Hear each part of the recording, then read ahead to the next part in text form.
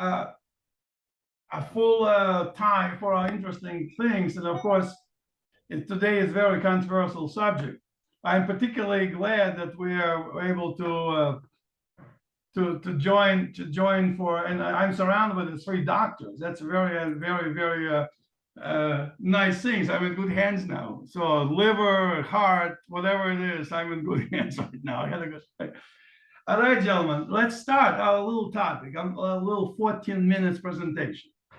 I want to talk about one of my favorite Ravs. His name is Rav Ben Avuya, otherwise known as Acher. And I tell you, he is a third generation Tana, contemporary of Rabbi Akiva, Rabbi Ismael, all the greatest third generation Tanaim. His student is Rabbi Meir. And at one point, Elisha ben Avuya, Acher means from another side, became heretic.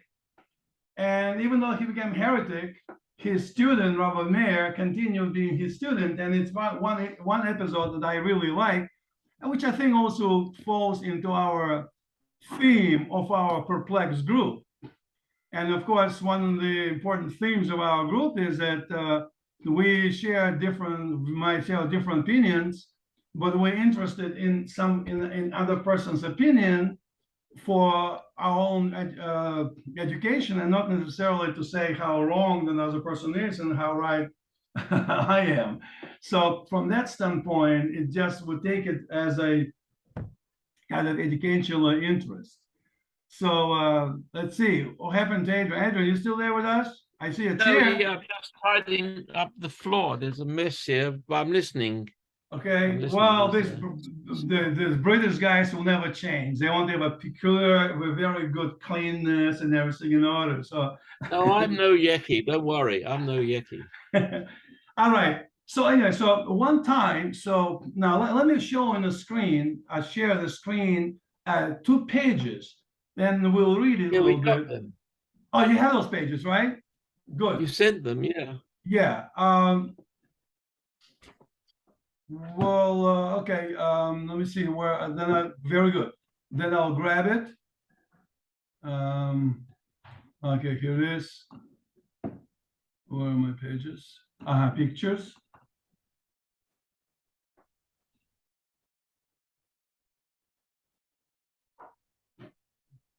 Do you guys see it, right? Right. Yeah. It's okay. Small, but okay. Okay, let me see if I enlarge it. Do you see it enlarged now? Yeah. Okay, so just very quickly, I'll take a couple of minutes. So Elisha ben Avuya, Acher, otherwise known, disciple Rabbi Meir. And of course, the first thing as you read it talks about the background, has his father, wealthy man, essentially saw that learning Torah can be beneficial financially. So he said, hey, that's a case, my son should learn Torah. So he started to read Torah, essentially not for the good reason. Anyway, he became prominent rabbi. And then the point here is, let me see, increase this. Okay,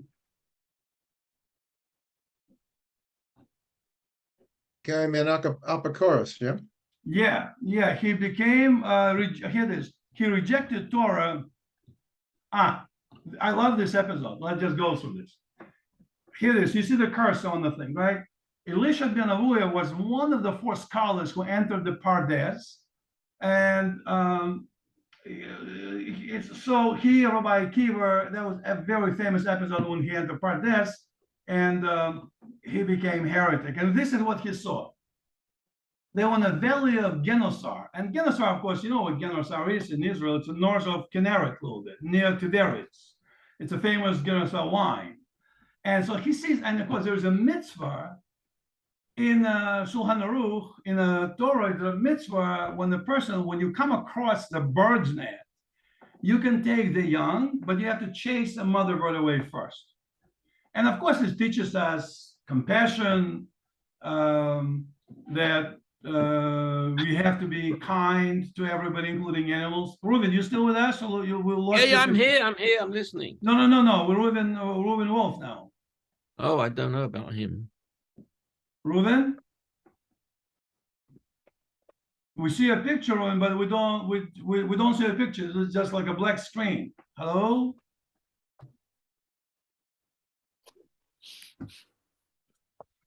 Something happens with his internet. Let's just give him a chance. Okay, all right. Yeah. He's probably trying to re-log in.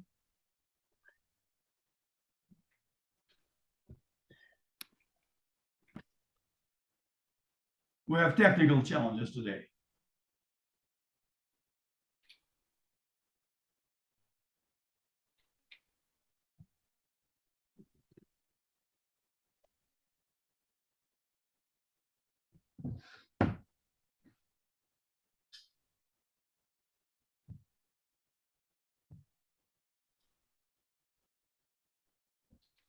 Let me grab him. Let's go. What's happened?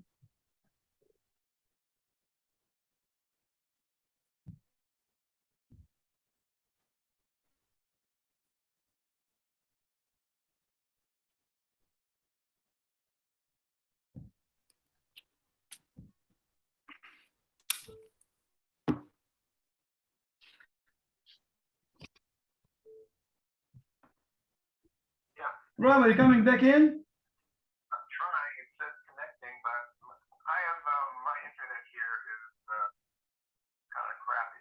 It's constantly blinking on and off. I'll get it. It goes back on. Okay. All right. Okay, he's trying, guys. He's trying. All right, let's continue. So there's a mitzvah to chase a mother bird off until you take the youngs, and of course you don't need Torah to learn that. It's kind of makes sense. We all understand it's a compassion to another creature. But the mitzvah in the Torah says, by the way, not that you have to do it, even though many heretic will go out of the way to find the bird and to chase the bird and get the eggs or the youngs because they fulfill entire 613 mitzvot. I always had trouble with that because I thought if you happen to come across the nest, that's what you do. But you don't go out of your way. Don't be so super religious to do something that Torah doesn't ask you to do. Torah says if you come across it, then do it. And if you don't come across it, just take it easy. So in this case, what he sees a man climbing down the tree, and he takes the chicks, and then he climbs down, and he didn't chase the bird away, and he comes and everything is fine. And then the next day, another guy comes in and scrupulously fulfills the procedure by Halacha. He sent the mother bird away, and then he climbs down. On the way down, the snake bites him and he dies. We saw this injustice, and he says, Elisha questioned, where is the good? And what happened to the second man? Where is the long life? So he rejected Torah. So I want to just concentrate on that point, but I just want to mention that later on, as he was teaching, he continued teaching Torah, and Rabbi Meir, his disciple, walked behind his horse. So Elisha ben Avuya comes to a 2,000 amot boundary beyond which the Shabbat he can't lead, and he turns around and tells Rabbi Meir, okay, I keep going, but you can't cross it because this is a limit, you can't go further. And Rabbi Meir said, listen, you don't go either. So he said, well, didn't you hear? I heard behind the curtain, meaning I heard from God directly that I'm out, I'm heretic. So, and the story continues, when he died on his deathbed, Rabbi Meir was listening to him and he apparently repented and whatnot. But my question to you guys here is, did he really have to repent? Because I really relate to him. He's one of my favorite rabbis. So, and I find, in the Talmud, when you have a conflicting story, a classical approach is not to find, is it Rabbi Akiva is right and Rabbi Ishmael is wrong, and why, how do they know? Our point is to reconcile it. For example, if Rabbi Akiva is saying you should go to the right, and Rabbi Ishmael says you go to the left, after big discussions, Talmud basically saying, well, we can reconcile that. There's no contradiction. There's no machlokas. What Rabbi Akiva is talking about, on Monday you go to the right, and on Tuesday you go to the left. So they're both right. So I am kind of simplifying an example, but the purpose of the Talmud, in my view, is to try to reconcile the views, to find commonalities. In this case, let's think about it. Two guys. The first one climbing the tree, take the chicks, goes down. Nothing happens to him. He didn't fulfill the obligation at all. The other guy meticulously fulfilled the Torah, climbed down and got killed. Injustice. How do you guys take a little, maybe a few minutes of discussion? Do you find that is injustice, or do you find maybe some hidden meaning? What could be a possible scenario to reconcile this issue? Not to see a conflict here from a Torah perspective. Well, you have to have a deeper sense of faith. You have to believe that Hashem has a purpose in everything he's doing. And that sometimes you're tested. It's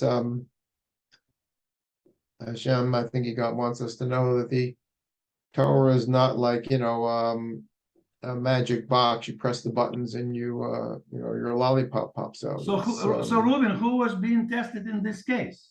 Acher is being tested, that he's being challenged to go one step higher and trust Hashem, even though it makes no sense. It's like Avraham Avinu is the perfect example. God says, sacrifice your son, offer him up on this mountain. So he takes him up, assuming it's to Shechtim. And at the last second, the angel says, no, you're going to obey God. The message is that we have to trust God on a level of complete faith, that even when things don't seem to make sense, we have to go forward anyway and believe, and that faith in itself gets rewarded. It makes sense that we're tested, but I would, as a cynic, I would say, well, that's very nice to taste Elisha for his faith, but at what cost? Just take one guy and kill him to make a point that you just try? I guess it's fine. We assume that's not the reason the person died. What is the reason then? Well, we don't know. All right, John, let's go to you. Every time a child gets ill with some terrible disease or dies in an accident, everybody questions, why does this innocent child have to die? But you guys, look what's going on in Ukraine. Think how many children have died there. But you guys are three doctors. Even that happens unusually or unfortunately do autopsy, and the autopsy shows ultimately you find out what it is. So let's go up. In my screen is Reuben, then John, Adrienne, and me. Let's go to John. What do you think happened here? I mean, Reuben made a point that the Elisha is tested for his faith. In the meantime, as I'm sitting here and saying, I would probably echo Elisha and say, Your Majesty, Your Honor, God Almighty, knock it off. Stop killing people just to test me. John, what do you think? We assume God's not killing people to test you. God works out that what has to happen happens to that person, but it could end up also being a test for you. Maybe. John, what do you think the reason was for this situation? Why one guy seemed unjustly died and another one justly didn't die? My answer will take a little time. Okay.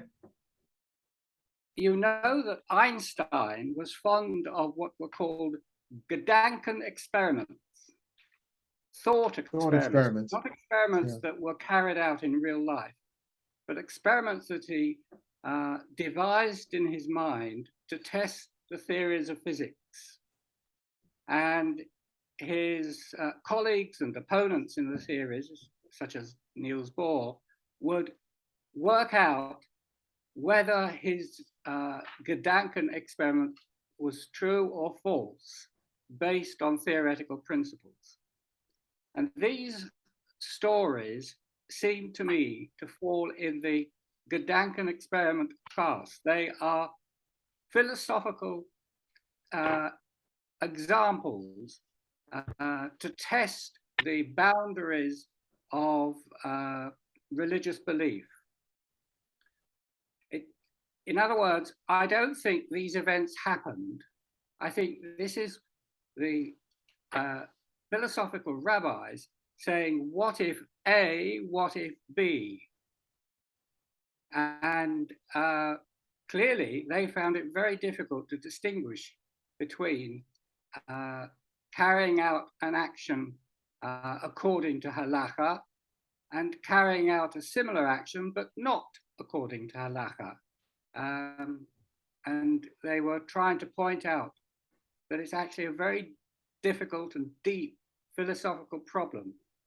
Okay. I don't know if they came to a conclusion, but from what little I've read of the Talmud, very often no conclusions were made. The Halacha is decided not on the basis of these questions. All right, so we'll leave it after Reuben and John spoke. We will leave it at the point, so we still don't know. On the surface of that, without analyzing, as you mentioned, Einstein's approach or just face testing, and Reuben mentioned, on the surface of that, it does look, doesn't it, that injustice was done. Somebody who was very meticulous in observancy got punished. Somebody who was like completely careless didn't. Now, why it happened, we didn't go further. We just simply said God has the reasons, but we didn't answer why. Adrian, couple of minutes for you. What do you add to that? Are you asking me? Yes. Okay, I see it quite differently. First of all, I think they're both random events.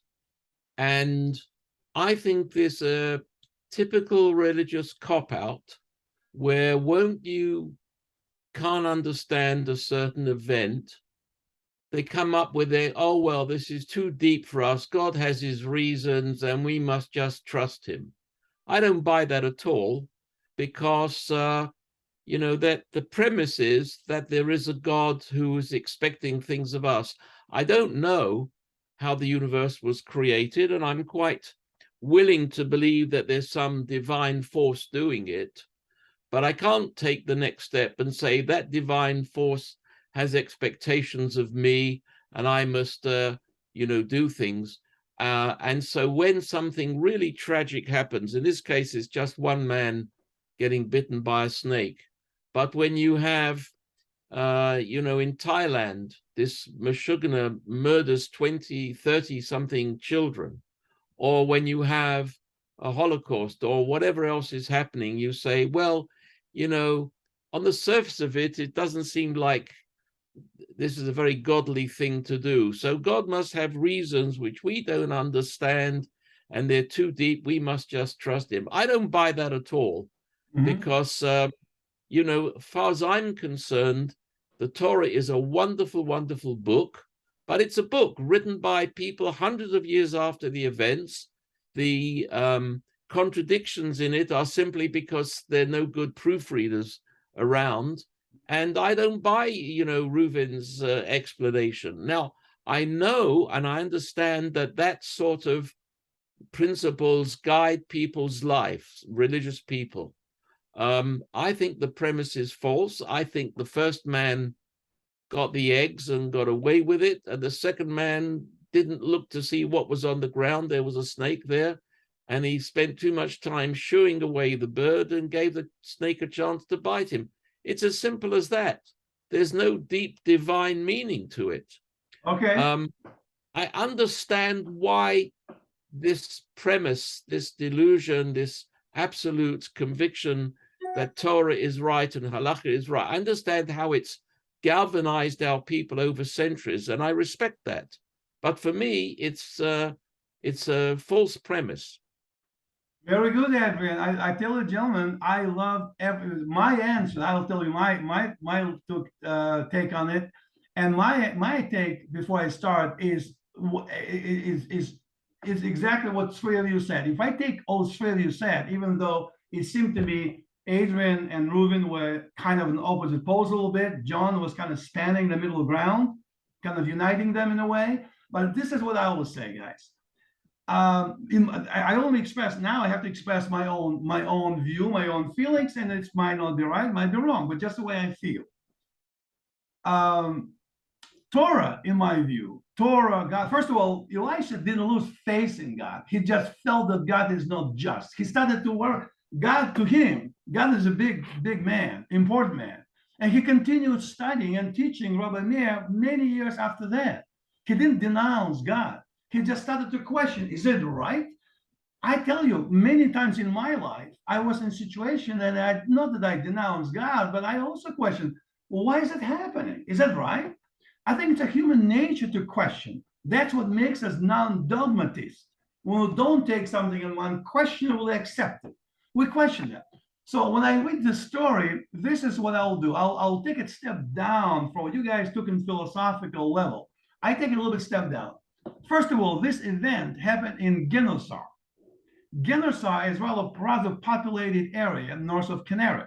That's why I purposely said in Genosar.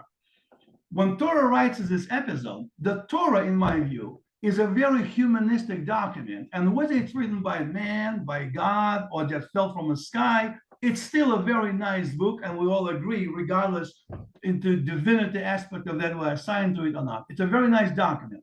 To me, Torah teaches us relations between man and God, and between man and man.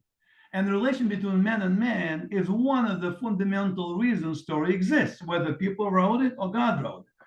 And to me, the whole point is what Hillel said, that is hurtful to you, do not do unto others.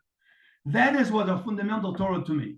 Be kind, be nice, don't be dogmatic, don't go too extreme to the right, and don't go too extreme to the left. Find some middle ground. So the way I see it like this, if the person is hungry, think about, put yourself 3,000 years back, when the land was almost unpopulated, and people didn't have electricity, didn't have cars, and this poor guy is walking through the woods. He's hungry, he's tired, he needs to eat, and he happens to find a nest with a bird. He climbs there, and holy mackerel, he's got the birds, the little chicks there, so he takes the chicks and eats it, and he shoots. And Torah said, you should do it. You're on a long journey, didn't eat for 2 days, hungry as heck. But chase the mother bird away first. Exercise compassion, and then you take the birds, kill them, and eat them, and everything will be fine. That's what Torah tells you. That's the situation Torah is addressing. But if you're in the middle of the city, if you happen to be in Jerusalem on Mea Shearim, or if you're in Beersheba in Taviacho, or on a London bridge, with 25 cafes around you, you have $150 in your pocket, and you happen to come across a tree with a bird, don't climb on the tree to fulfill what you think halacha. Don't be such a, quote, excuse me, religious nut that you find, I have to, what opportunity to fulfill halacha, I'm going to climb the tree, take the birds. Go to a cafe, order the falafel, have a coffee, and eat. And don't bother, don't go and get the birds. That's what Torah tells you. So this guy in Genosar, which is a populated city, didn't have to climb the tree. He can go and eat something, but he was too, in my view, he was too fanatically, he was going to extreme right to fulfill on Torah, forgetting that Torah is written for human beings. So in order for him to do it, look how religious I am. Look what observant guy I am. I fulfill 612 commandments, and one more, I'm going to have 613. What a nice person I am. Climbing the tree does it. And God said, that is not what I want. As Isaiah said, I don't need your sacrifice. I don't need all the hypocrisy. Don't climb the tree to get the chick. Go to cafe and buy yourself falafel, and don't worry, don't take the birds away. That's why you get punished. But Lev, I totally understand what you're getting at, and it's very reasonable. However, there are two flaws in that. The first one is... Hold on, just a second. Let me finish. Let me just do one. All right. To finish for a second guy. The second guy, on the other hand, was really hungry. He was a poor guy. And he doesn't know halacha. He didn't go to the study of the Torah and Talmud all day long. He's just an uneducated guy. He's hungry. He's climbing there. He gets a bird. He eats the bird. And God says, I understand. The guy is hungry. So he doesn't know halacha that much. He doesn't Torah that much. But he's a nice person. Go take the bird and eat it and thank God. So the guy didn't get punished because he was a pure heart. He was getting the chicks to eat. And he didn't think that the chasing the mother, he wasn't that sensitive. He didn't think that chasing the mother was that important. The other guy knew halacha inside out, everything he knew, but he did it for the wrong reason. And that, in my view, explains not even philosophical underlinings of this, but the basic, simple things, what happened. Adrian, back to you. No, I totally understand that. I think there are a number of flaws in that whole discussion. And the first one is to use the word punishment, which I would take out of the discussion. It was a chance thing.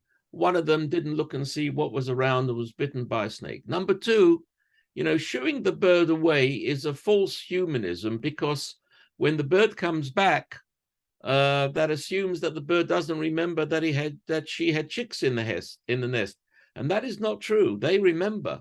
So I like the story. It's very good, but it's got flaws in it. Punishment doesn't come into it, and shooing a bird away is not necessarily as kind as you think you're being. It's a little bit patting yourself on the back, but the bird comes back and says, "Hey, where are my babies?" So that's my problem.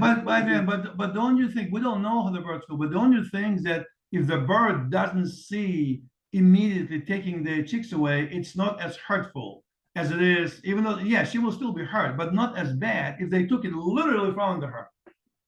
Well, I don't know. That makes you feel good. I don't think it makes any difference.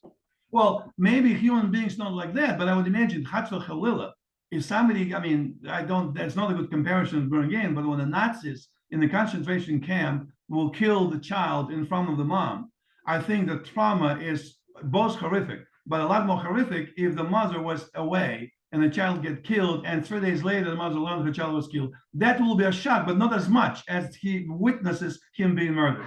I think the same analogy comes to the animals too. Yeah, maybe. I don't know. Maybe you talk to the animals like Dr. Doolittle. I don't know that. Just a guess. I mean, we don't know. Yeah.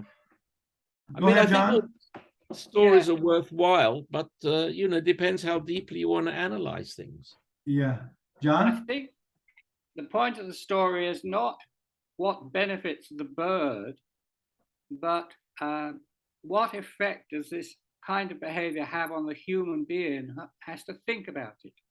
It's intended, it's a parable. As I say, I don't think the story is what actually happened. It's, you need to think about the consequences of your actions.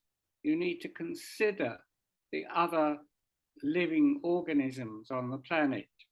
You may have to kill them and eat them in order to survive, but you need to think, what are you doing? And is it, well, to use the simplest word, humane? Is this a proper way for a human being to behave? And this is one way of making you think, to think, what effect does this have on the mother bird? I don't think, like Adrian, I don't think mother birds have a very deep sense of affection for their chicks, but they have some knowledge. But the point is, what is the effect of this behavior, of this command on the human being who has to think about it? I think that's very important, John. However you come to learn that lesson, whether it's parables or whatever, I think that is the most important thing. And right now, the world is full of people who don't give a hoot about other human beings. Putin is very angry because his bridge got destroyed, or partly. And so it is indiscriminately bombing civilians left, right, and center, but he could never learn that humanity. I agree, gentlemen. This is all about humanity. I'll give you, it's what John, you mentioned, triggered my thought related to this, which is good. We discussed it. I was in a shul a couple of days ago, and just to share with you something, talk about sensitivity. This young boy, maybe, 13 or 12, comes into the middle of the shul during the break, and usually we have like a Coca-Cola or lemonade, something there. And people, even during the service, sometimes come up, they take a bottle and there's a paper cups. They take a paper cup and they pour some a glass of water or lemonade and go sit down. And then another guy comes in and he pours it. So this kid comes in, he takes a bottle of lemonade, he pours into the glass and puts the bottle down, and the bottle is empty now. He pours the last thing. So he puts the bottle down, takes the glass, and goes somewhere to drink his lemonade. He didn't think to take the bottle and put it in a garbage can. In other words, somebody else will do that.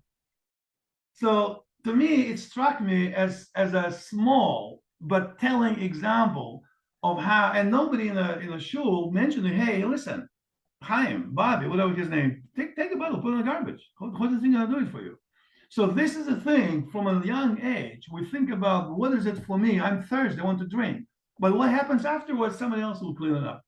And I think that's what John said, sensitivity to others, sensitivity to human beings, sensitivity to animals, sensitivity to everybody is what this example teaches me, even though the four of us presented somewhat different perspective. What we said was, again, coming back to whether Torah was written by God or not by God, by man, whatever. In any case, it still comes down to teaching certain morality lessons to us. And we have to look at this lesson and understand, don't be too fanatical to take something just because Torah said so. Analyze, ask yourselves questions why.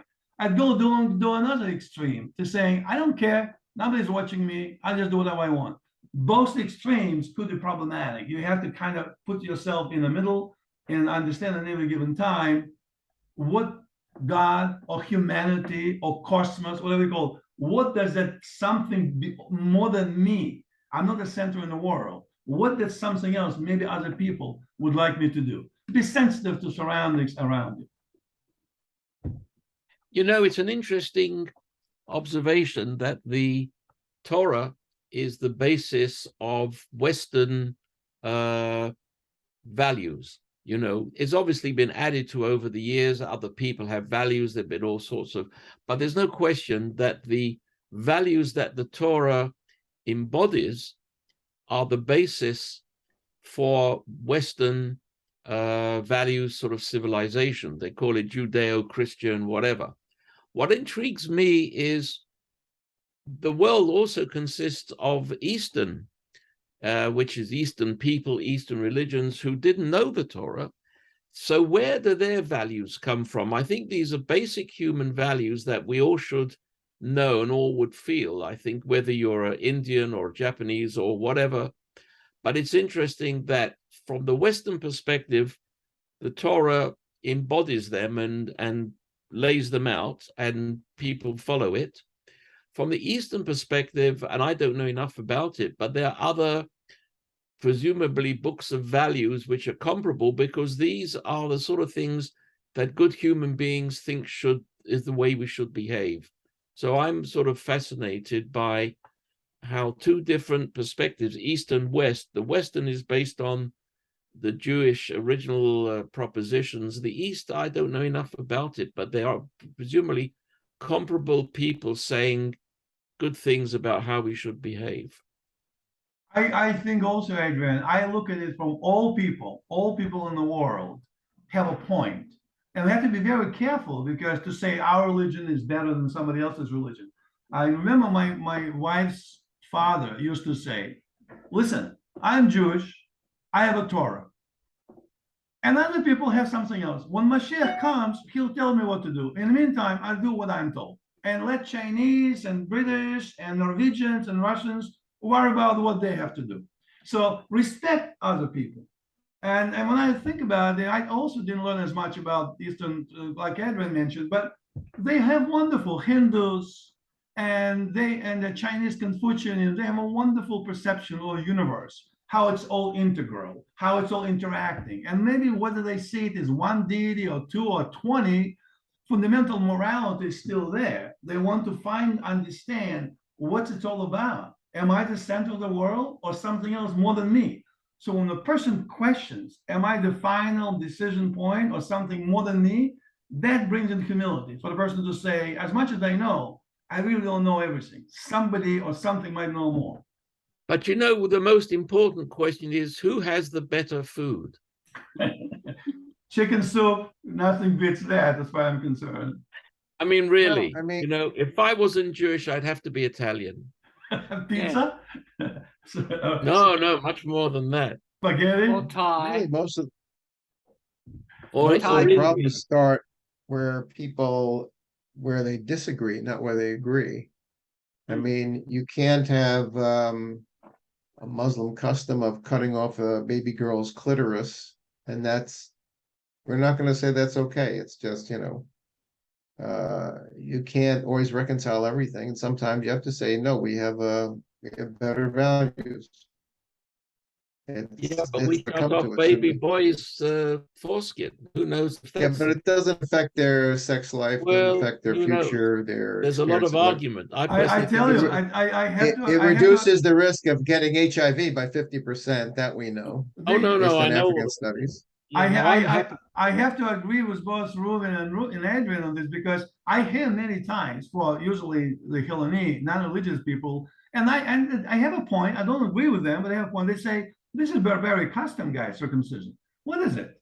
What is it? It's unhealthy. Maybe 100 years, 1,000 years ago when hygiene wasn't so good, but now we have a penicillin and we have this and we have that. Who needs it?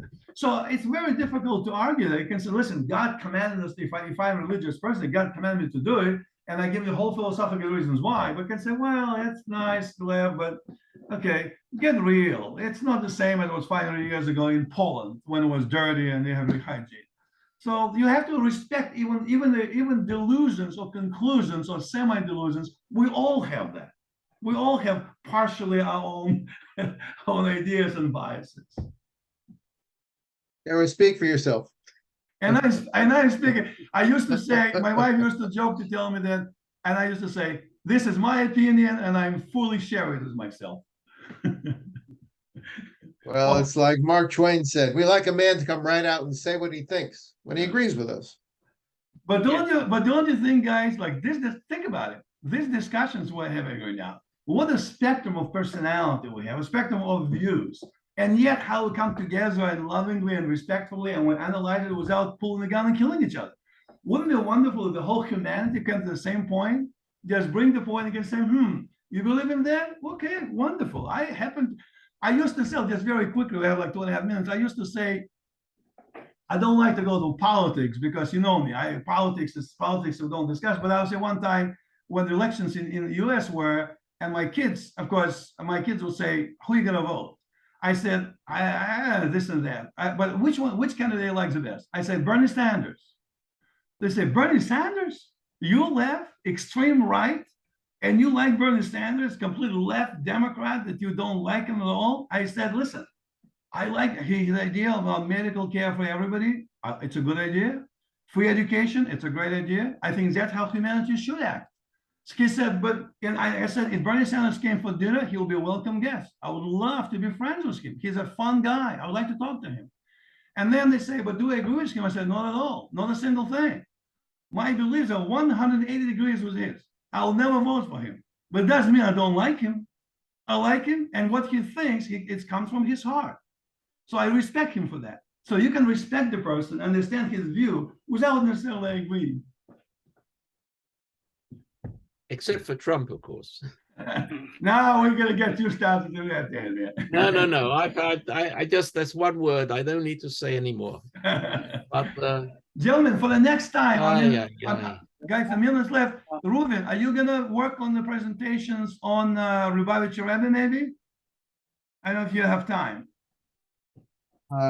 Let me think about it, or maybe Adrian could give us a talk about one of his historical things. I find that very interesting. Adrian, that would be good. I could. I'm up to my eyes right now in work, but I will give you. Let me think about. I can't do it very. Let me think about a good person to talk about. Let me think about that. Okay, gentlemen. Okay. In that, we have almost done. Gentlemen, Shabbat Shalom. Right. Love you all. Shabbat have a good shalom. time. Tia Bari, and we'll stay in touch next Tuesday at 8 o'clock. Shalom. Where I am, it's Tuesday. How do you get Shabbat Shalom out of that? Oh, Shavua Tov. Okay. Just testing it. Yeah. Just testing if you pay attention. John, you were saying something. Did I cut you off? No, that's all right. I will give some thought to a future presentation. I haven't got one in my head. Please do. Thank you, gentlemen. Shavua Tov. Stay good. Stay healthy.